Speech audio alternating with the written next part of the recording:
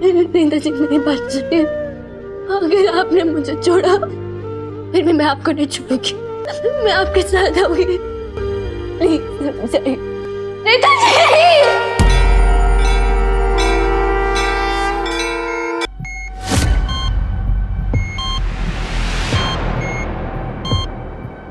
Yes, pulse वापस आ रही।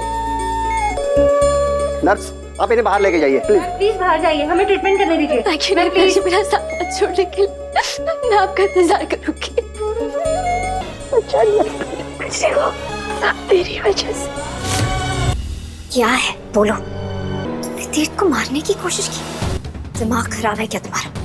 हमारा प्लान सुमन को घर से बाहर निकालने का था। तुम ये अपने प्लान बनाकर उसे एग्जीक्यूट करना क्यों शुरू कर देते हो? अपनी जरूरत के हिसाब से प्लान बदलना मैंने आप ही से सीखा है, समझिए आप? अभी लेक्चर देना ना बात कीजिए और सोचो कि शकील को क्या करना है। सुमन एंड गौरी के आने वाले एपिसोड में अलग ही ट्विस्ट देखने को मिलने वाला है। भाई यहाँ पर विक्रम का सच आ जाएगा सुमन के सामने। अब हमने देखा ही ना, तीर्थ की हालत खराब है, यहाँ पर हॉस्पिटल में भाई एडमिट है, बहुत ज्यादा उसका ब्लड लॉस हो चुका है। चंद्रकांत ने उसके ऊपर भाई गोली मार दी थी, यहाँ पर सुमन को मारना चाहता था लेकिन गलती से तीर्थ के लग गई थी। अब विक्रम जो है वो टारगेट कर रहा है भाई तीर्थ को, और उसको लग रहा है कि विक्रम को मार दूंगा तो सुमन मेरी हो जाएगी। इसी को लेकर भाई वो यहाँ पर इंजेक्शन वगैरह लेके आ जाता है, और जैसे ही वो यहाँ पर इंजेक्शन लगाने को होता है, ऋषि और रेवा आ जाते हैं और यहाँ पर भाई उसको पकड़ लेते हैं, चिल्लाने लगते हैं, अरे ये तो विक्रम अंकल है और ये यहाँ पर कैसे आए हैं। सब लोगों को पता लग जाता है लेकिन वो किसी तरीके से वहां से भाग जाता है। अब देखते हैं सुमन के सामने जब सच आएगा तब सुमन क्या करने वाली है, क्योंकि भूमि ने तो भाई ये सच छुपा ही रखा है। भूमि तो बता ही नहीं रही थी कि क्या सच है विक्रम का, क्योंकि वो विक्रम से प्यार करने लगी है। विक्रम ने भी भाई भूमि को फंसा लिया है अपने प्यार में, और उसको लग रहा है कि ये जब तक चुप रहेगी, क्योंकि मैं इसको अगर बोल दूंगा कि प्यार नहीं करता हूँ, सुमन से करता हूँ, तो ये तो भाई सच बता देगी। और यहाँ पर अब देखेंगे सुमन के सामने जब ये सच आ जाएगा तब सुमन क्या करेगी।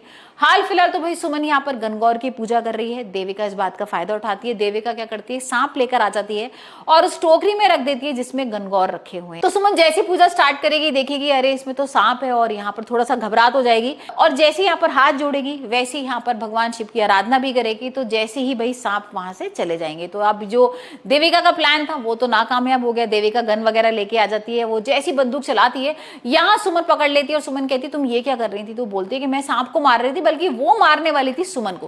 भाई उसको सुमन को किसी तरीके से खत्म करना है, यहाँ पर चैप्टर दी एंड करना है। और यहाँ उसको लग रहा था कि भाई सुमन तो जा ही नहीं पा रही है, तो सुमन के ऊपर गोली चला लेते हैं और ये बोल देंगे कि भाई मैं तो सांप को मार रही थी। लेकिन यहाँ पर सुमन पकड़ लेती है। सुमन यहाँ पर वो प्रूफ के लिए भी बंदूक रख लेती है और बोलती है कि अब तो चंद्रकांत को मैं जेल भेज के ही रहूंगी, क्योंकि मुझे प्रूफ भी मिल गया।